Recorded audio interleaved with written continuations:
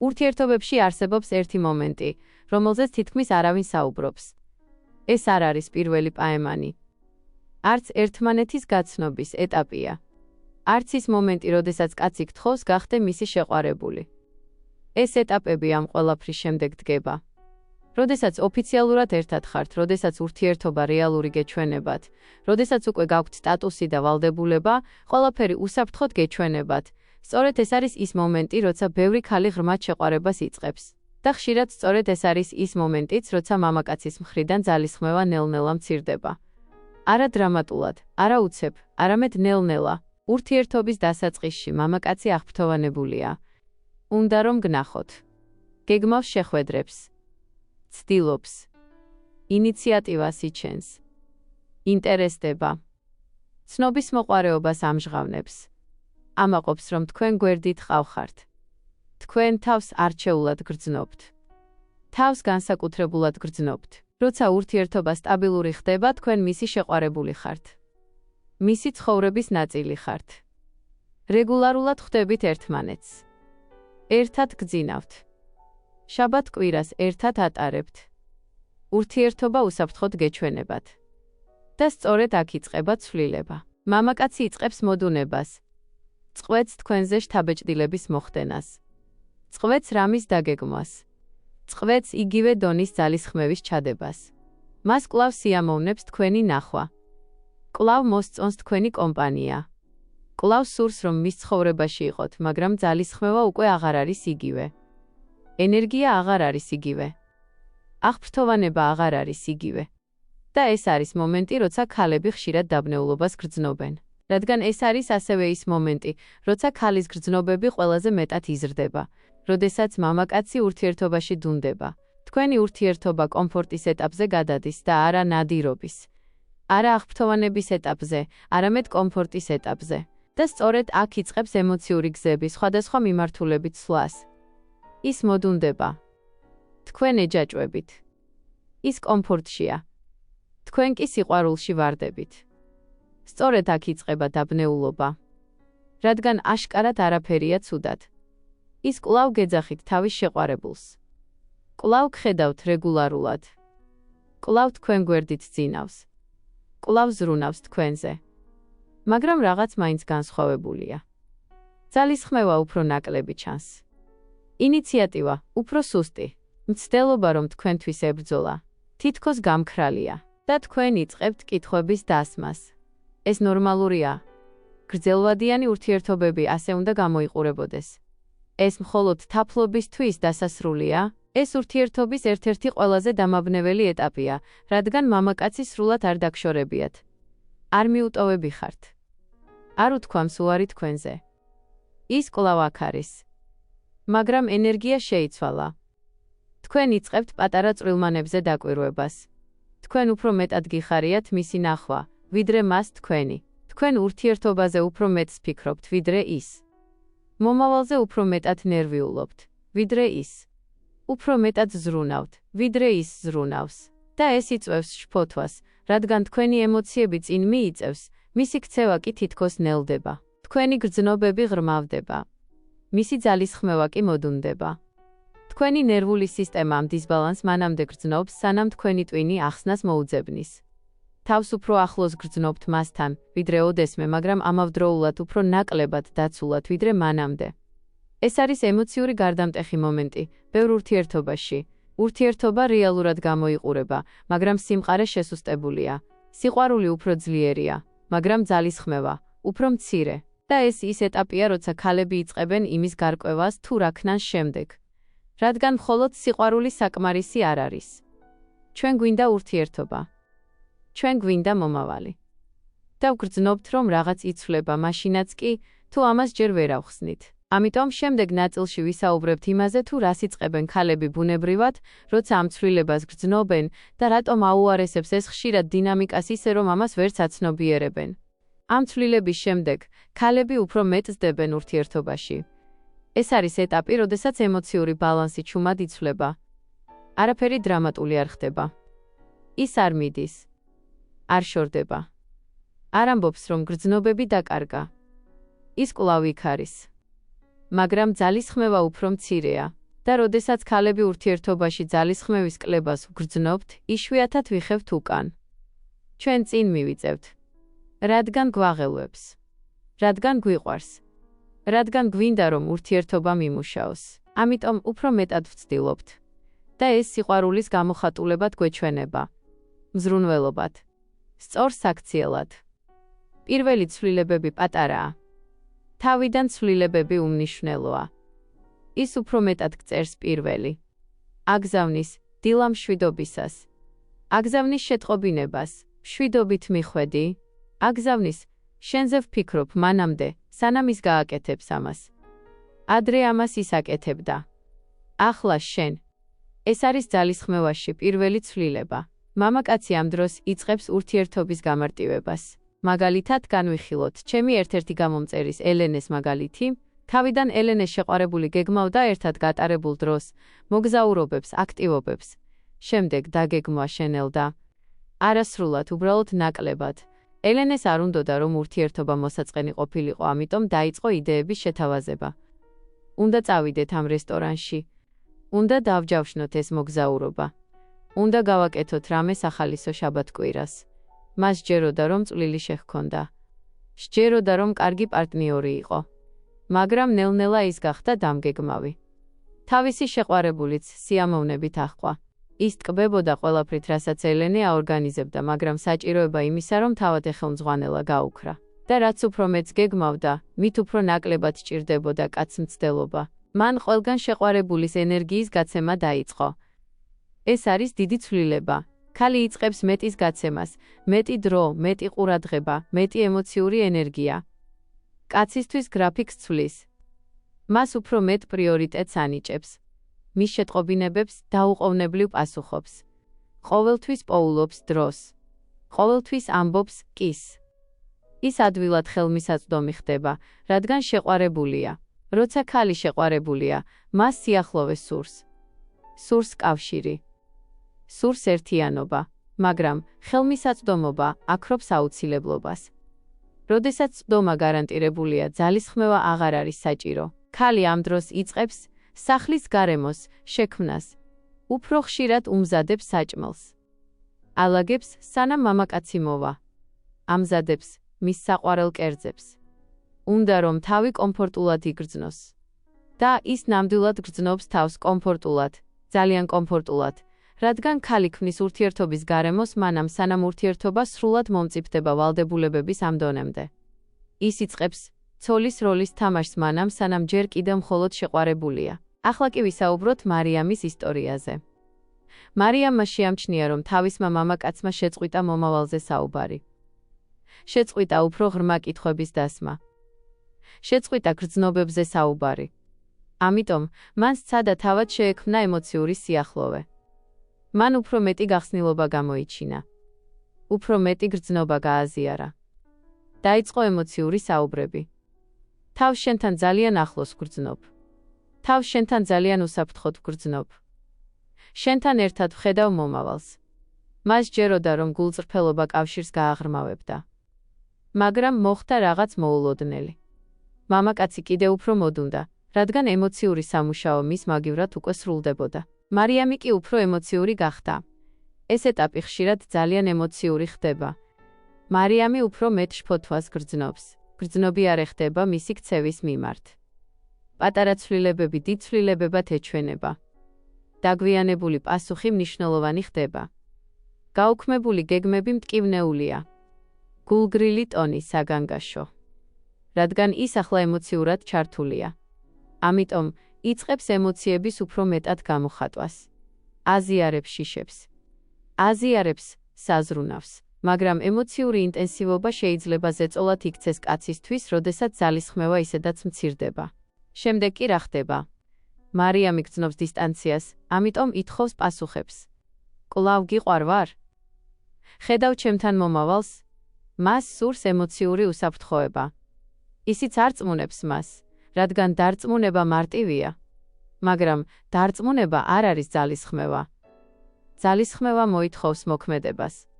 დარწმუნება მხოლოდ სიტყვებს მოითხოვს.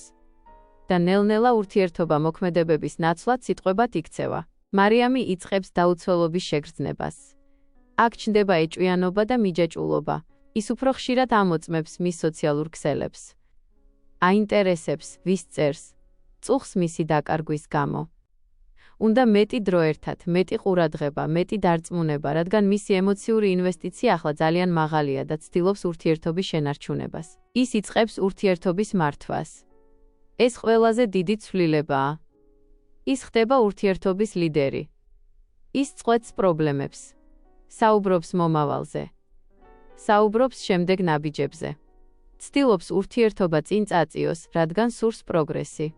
სურს უსაფრთხოება. სურს დარწმუნებულობა. მარიამა საბოლოოდ კითხა მას, რას ვაშენებთ ჩვენ ერთად? მას სურდა სიცხადე. მისმა შეყვარებულმაც სიტყვიერად დაარწმუნა იგი, მაგრამ მისი ძალისხმევა არ გაზრდილა, რადგან იცოდა, რომ მარიამი სრულად იყო ჩართული. მარიამა მოითხოვა მეტი კომუნიკაცია, მეტი ემოციური სიახლოვე, მეტი დარწმუნება. ის დაეთანხმა, მაგრამ არ გაუზრდია ძალისხმევა, რადგან ახლა მარიამი ასრულებდა ემოციურ ლიდერობას. შემდეგ მარიამი გრძნობს დისტანციას. გრძნობს გაურკვევლობას. ეძებს სიცხადეს. გრძნობს ძალისხმევის კლებას.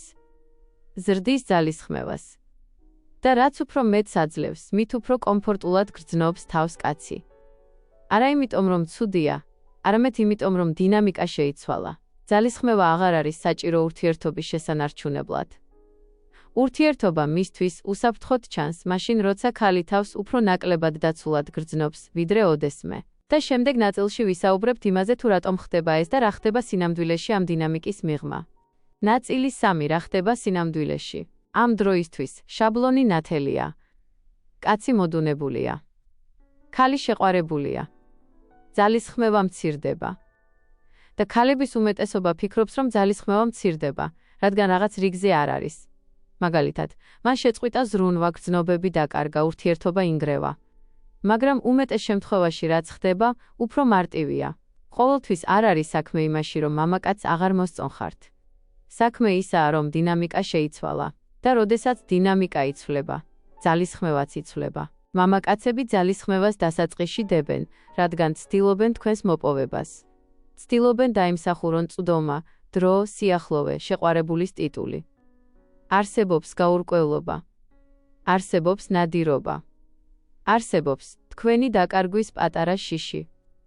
ეს შიში ქმნის იმპულსს. ამიტომ გეგმავს ისპაემნებს. ამიტომ გამოწმებთ, რეკავს, წერს. ამიტომ ცდილობს მოახდინოს თქვენზე შთაბეჭდილება. ამიტომ იქცევა სათანადოდ. რადგან იცის, რომ თქვენ ჯერ სრულად არ გფლობთ. შემდეგ ურთიერთობა ოფიციალური ხდება. მან გთხოვათ, გამხდარიყავით მისი შეყვარებული. და ახლა, მის გონებაში, მან მიაღწია მიზანს. არა იმიტომ, რომ ის ცუდი ადამიანია, არამედ იმიტომ, რომ მიზანი, რომლისკენაც მიისწრაფოდა, მიღწეულია. ამიტომ, მისი ნერვული სისტემა მოდუნდება. ქალები ხშირად იწყებენ უფრო მეტად შეყვარებას კომფორტის ეტაპზე. სწორედ აქ იბნევიან ქალები. რადგან ქალებს უფრო მალე ერევათ გრძნობები, როდესაც ურთიერთობა მშვიდდება, როდესაც ის სტაბილურია, როდესაც ის რეალური ჩანს, როდესაც მამაკაცი მისი რუტინის ნაწილია. ეს უსაფრთხოება ქმნის კავშირს, ასე რომ სანამ მამაკაცი მოდუნდება, ქალის ემოციები იზრდება. და სწორედ ამიტომ ჩანს, რომ ის შორდება, მაშინაც კი თუ არ მიდის. ის ნელდება. ქალი კი ჩქარდება. კომფორტი არ არის იგივე, რაც ინვესტიცია. კომფორტი არის აქ თავს უსაფრთხოდ გრძნობ. ინვესტიცია არის მე აქ რაღაცას ვაშენებ. და ბევრი ქალი კომფორტს ინვესტიციაში ურევს, რადგან კომფორტი სიახლოვეს გავს. ქალი უფრო ხშირად მის გარშემოა. ის ბევრად მეტად მისაწვდომია. იქცევა ისე თითქოს მისია. მაგრამ კომფორტი ასევე შეიძლება ნიშნავდეს იმას, რომ მამაკაცი იღებს ბევრს მაშინ, როცა ცოტას გასცემს. მამაკაცი იღებს შეყვარებულის ბენეფიტებს ისე, რომ არ უწევს შეყვარებულის მოვალეობების შესრულება. სწორედ ეს მოხდა ელენესთან. თავიდან ის გეგმავდა პაემნებს. ლიდერობდა. ინიციატორი იყო. როდესაც მან ძალისხმევა ოდნავ მოადუნა, მან დანაშაულის გრძნობა არ იგრძნო. მან იღბლიანად იგრძნო თავი. მოდუნებულად. იგრძნო, რომ ცხოვრება ელენესთან ერთად მარტივი იყო. მაგრამ მარტივი შეიძლება სწრაფად იქცეს, აღარ მჭირდება მცდელობად. ელენემ რაღაც ძალიან გულწრფელი მითხრა. მან თქვა, ის მაინც მოვიდა, მაინც გამოჩნდა, მაინც ეს სიამოვნა.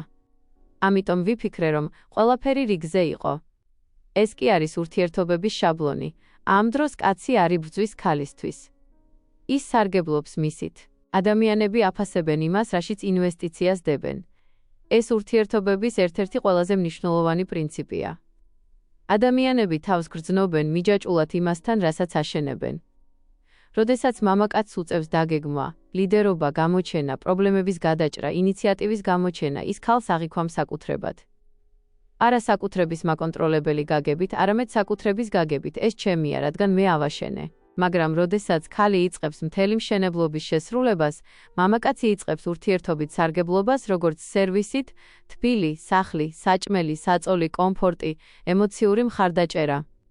და თუ ის არდებს ინვესტიციას, მას შეუძლია დაიწყოს ურთიერთობის ისე მოპყრობა, როგორც რაღაცის, რაც უბრალოდ არსებობს და არა იმის, რასაც შენარჩუნება სჭირდება. სწორედ ამიტომ მცირდება ძალისხმევა. არა იმიტომ, რომ ის ქალს სძულს, არამედ იმიტომ, რომ ის არდებს იმდენ ინვესტიციას, რომ იგრძნოს იგივე დონის მიჯაჭვულობა. ახლა დავუკავშიროთ მარიამის ისტორია. მარიამმა იგრძნო დისტანცია, ამიტომ გაზარდა ემოციური სიახლოვე, მეტი საუბარი, მეტი სიახლოვე, მეტი ემოციური კავშირი. თავის გონებაში ის ცდილობდა ურთიერთობის გადარჩენას. მაგრამ მის საქციელს როგორ თარგმნიდა თავისი მამაკაცი. ისე რომ მარიამი ემოციურად მიჯაჭვულია. ის არსად მიდის. ამიტომ მისმა შეყვარებულმა კიდევ უფრო მოადუნა ძალისხმევა. იმიტომ რომ გადაუდებლობა ქრება, როდესაც შედეგი გარანტირებული გეჩვენება. თუ ქალი ტირის, ეხვეწება, ზედმეტად იხსნება, ზედმეტ სიყვარულს გამოხატავს, ზედმეტად გასცემს, მამაკაცის კი არ გონია, რომ ამ ძალისხმევის გამო ქალი ხელახლა უნდა დაიმსახუროს. მას გონია, რომ უკვე ჰყავს ის. ეს არის ბერკეტის ცვლილება. დასაწყისში ის ცდილობს დაიმსახუროს ქალი. მაგრამ როდესაც ქალი იწყებს უფრო მეტ მცდელობას, როლები იცვლება. მამაკაცი იწყებს დაკვირვებას. ქალი იწყებს ლიდერობას. მამაკაცი იწყებს მიყოლას. ქალი იწყებს ურთიერთობის მართვას. მამაკაცი იწყებს ურთიერთობით ტკბობას. ეს არის ბერკეტის ცვლილება. და როგორც კი ეს მოხდება, ქალი ხშირად გრძნობს შფოთვას, რადგან გრძნობს, რომ ურთიერთობას ემოციურად თვითონ ეზიდება. მაგრამ თუ უფრო მეტი მცდელობა არ მუშაობს, რა მუშაობს რეალურად? ნაწილი 4. გადატვირთვის სტრატეგია. რა მუშაობს რეალურად? ეს არ არის თამაშები. ეს არ არის მამაკაცის დასჯა. ეს არ არის გაციება. ეს არის იმ ქცევების შეწყვეტა, რაც აქრობს მისთვის ინვესტირების საჭიროებას. ეს არის ურთიერთობის ბალანსში დაბრუნება. პირველი, შეწყვიტეთ ურთიერთობის ზიდვა. შეწყვიტეთ ორი ადამიანის მაგივრად ურთიერთობის ზიდვა. თქვენ ვერ გააორმაგებთ მის ძალისხმევას, მისი ძალისხმევის ჩანაცვლებით. თქვენ ვერ შექმნით მის ლიდერობას, მის მაგივრად ლიდერობით. თქვენ ვერ შექმნით მიზიდულობას მეტი სიყვარულის გაცემით. ზედმეტი ფუნქციონირება ანაცვლებს ძალისხმევას. და როდესაც თქვენ შეწყვეთ მისი ძალისხმევის ჩანაცვლებას, ამ დროს ცხადი ხდება ყველაფერი. ან ის გადმოდგამს ნაბიჯს წინ, ან კომფორტულად რჩება. ორივე იძლევა სიცხადეს. სწორედ აქ იყო ელენე ჩარჩენილი. ის ეხმარებოდა, გეგმავდა, ცხოვრებას უმარტივებდა. ამიტომ, პირველი ცვლილება, რაც გავაკეთეთ, იყო არა მისი პიროვნების შეცვლა, არამედ მისი როლის შეცვლა. მეორე ნაბიჯი, ელენე გამოვიდა ურთიერთობის მენეჯერის როლიდან. ელენემ შეწყვიტა ყველაფრის დაგეგმვა. შეწყვიტა შაბათკვირის ორგანიზება. შეწყვიტა სიჩუმის შევსება. როდესაც შეყვარებული სადმე ეპატიჟებოდა, ზოგჯერ ის ამბობდა კის. ზოგჯერ ამბობდა არას. ზოგჯერ ამბობდა დღეს ვერ მოვალ. გეგმები მაქვს. გთხოვ, წინასწარ მითხარი რამდენიმე დღით ადრე. დრამის გარეშე. საუბრების გარეშე. დაპირისპირების გარეშე. აჩვენებდა, რომ ის არის უბრალოდ ქალი, რომელსაც აქვს ცხოვრება. და ნელ-ნელა რაღაც მოხდა. ელენეს შეყვარებულმა კვლავ დაიწყო დაგეგმვა. კვლავ დაიწყო პაემნების შემოთავაზება. კვლავ დაიწყო ძალისხმევის ჩადება. რადგან ძალისხმევა კვლავ აუცილებელი გახდა. მესამე ნაბიჯი, დააბრუნეთ ენერგია თქვენს ცხოვრებაში. როდესაც ქალი იწყებს უფრო მეტად მცდელობას, მისი სამყარო ნელ-ნელა ვიწროვდება. ის უფრო მეტს ფიქრობს მამაკაცზე.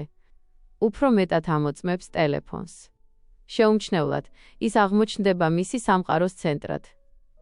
როდესაც მამაკაცი თავს გრძნობს თქვენი სამყაროს ცენტრად, ის წყვეტს თავისი ადგილის დამსახურების საჭიროებას. ამიტომ გადატვირთვა მოიცავს რეალურ ცვლილებას. დააბრუნეთ ენერგია თქვენს ცხოვრებაში, თქვენს ჰობებში, თქვენს სამსახურში, თქვენს მეგობრებში, თქვენს მიზნებში, თქვენს საქმეში. თქვენ ურთიერთობაში ხართ. თქვენ დაქორწინებულები არ ხართ. და ქორწინებაშიც კი ცხოვრება ვერ იტრიალებს მხოლოდ ერთი ადამიანის გარშემო. ის არ არის ღმერთი. ურთიერთობა არის ცხოვრების ერთად შენება და არა ცხოვრების შენება მამაკაცის გარშემო. ეს იყო მარიამის ყველაზე დიდი ცვლილებაც. მთელი მისი ემოციური სამყარო გახდა ურთიერთობა. ამიტომ მე მას ცხოვრება დავუბრუნე, მეგობრები, სპორტდარბაზი, სამსახურის რუტინა, მიზანი და ცვლილება ბუნებრივად იგრძნობოდა. მეოთხე ნაბიჯი, მიეცით ცვლილებას ბუნებრივი სახე. თუ ეს ცვლილება თამაშს გავს, მამაკაცები მას ისე მოეპყრობიან, როგორც თამაშს. ყველაზე უსაფრთხო სტრატეგია არის ნამდვილი ცხოვრებით დაკავება. არა ყალბად დაკავება, ნამდვილად დაკავება. მარიამმა უბრალოდ შეწყვიტა ტელეფონთან ლოდინი. შეწყვიტა ემოციური საუბრები ყოველ ჯერზე, როცა შფოთვას გრძნობდა. მან კვლავ დაიწყო ცხოვრება და რადგან ეს რეალური იყო, რეალურად გამოიყურებოდა. ეს გავდა საკუთარი თავის პატივისცემას. მეხუთე ნაბიჯი, იყავით თბილი, მაგრამ მხოლოდ მაშინ, როცა ის თქვენკენ მოიწევს. ეს არ ნიშნავს გაციებას. კვლავ იყავით კეთილი. კვლავ იყავით თბილი. კვლავ იყავით მზრუნველი. მაგრამ მხოლოდ მაშინ, როცა ის თქვენკენ მოიწევს. უპასუხეთ სიკეთეს სიკეთით. როცა ის დებს ინვესტიციას, თქვენ იღებთ თბილად. როცა ის გეგმავს, თქვენ სინაზით და სიყვარულით პასუხობთ. როცა ის ნაბიჯს დგამს წინ, თქვენ იხსნებით. ძალისხმევა ხვდება ძალისხმევას. მეექვსე ნაბიჯი, ემოციური კონტროლი და ტესტირება. ეს ეტაპი ხშირად მოიცავს ტესტირებას. არა ყოველთვის შეგნებულად, მაგრამ მამაკაცები ხშირად ცდიან, როდესაც დინამიკა იცვლება. ელენემ ეს გამოსცადა. როდესაც მან შეწყვიტა ყველაფრის დაგეგმვა, მისი შეყვარებული უცებ გახდა უფრო სოციალური, უფრო მეც ახსენებდა ქალ კოლეგებს, უფრო მეც დადიოდა გარეთ, უფრო მეც პოსტავდა სოციალურ ქსელებში. ძველი ელენე ემოციურად ირეაგირებდა, ეჭვიანობა, კამათი, გრძელი ემოციური საუბრები. ამის ნაცვლად ის დარჩა მშვიდი, თავაზიანი, თბილი, არაფრის მთქმელი. მან არ დაადანაშაულა. მან არ გადაამეტა და ტესტირება მალევე შეწყდა, რადგან ემოციურმა კონტროლმა მოაშორა დრამა. მარიამმაც გამოსცადა ტესტირება. მისი შეყვარებული უცებ გახდა არაპროგნოზირებადი, უფრო ნელა პასუხობდა, აკვირდებოდა მის რეაქციას. მას სურდა ეხილა, იყო თუ არა მარიამი კვლავ ემოციურად ინვესტირებული, კვლავ მის დევნაში იყო თუ არა. ამ დროს კი მარიამმა აჩვენა არანაირი ემოციური გამოსვლები.